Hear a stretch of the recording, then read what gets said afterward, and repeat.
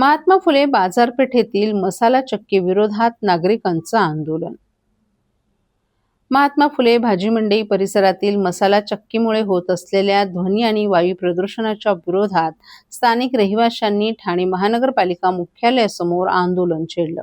मसाला चक्कीमधून निर्माण होणारा मोठा आवाज आणि परिसरात पसरत असलेल्या मसाल्याच्या धुरामुळे नागरिकांना विविध समस्यांना सामोरं जावं लागत असल्याचा आरोपही आंदोलकांनी केला आहे।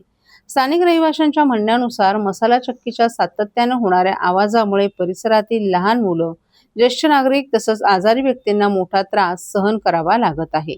याशिवाय मसाल्याच्या कणांमुळे आणि धुरांमुळे श्वसनाचे विकार वाढत असल्याच्या तक्रारी देखील नागरिकांनी केल्या आहेत। या समस्यांकडे महापालिका प्रशासनाचं लक्ष वेधण्यासाठी नागरिकांनी ठाणे महापालिका मुख्यालयासमोर निदर्शनं केली। संबंधित मसाला चक्की तात्काळ बंद करावी किंवा ती रहिवासी भागातून अन्यत्र हलवावी अशी मागणी आंदोलकांनी केली आहे। दरम्यान नागरिकांच्या आंदोलनामुळे या प्रश्नाकडे प्रशासनाचं लक्ष वेधलं गेलं असून याबाबत महापालिकेकडून काय निर्णय घेतला जातो याकडे परिसरातील रहिवाशांचं लक्ष लागलंय।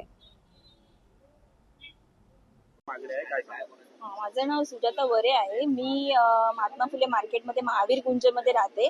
तर गेले 2-3 वर्ष झाले कंटिन्युअसली आवाज येत राहतो आणि त्यामुळे असं होतं की आम्हाला ना झोप व्यवस्थित मिळते ना मुलांचे अभ्यास व्यवस्थित होतात। परत आजार पण वाढले, त्यामुळे दमा, सर्दी, खोकले होतात कारण कंटिन्युअसली त्या मसाल्याचे जे वास येत राहतो ना त्याने त्रास होतो। परत आमचे दुकानं सुद्धा आहेत तिथे, तर आमचे जे मिस्टर जातात, सकाळी जातात ते रात्री येतात, तर त्यांनाही भयंकर त्रास होतो, अधनं-मधनं आजारपणं चालू असतात। त्यामुळे असंही होतं। मध्यंतरी प्रशासनाने येऊन कारवाई केली होती, पण परत आता ती सुरुवात झाली आहे। तर काय, कोण त्यांना पाठिंबा देते याचा जरा पाठपुरावा करून आम्हाला कायमस्वरूपी यातनं सुटका मिळेल ह्याची काळजी घ्यावी ही विनंती आहे।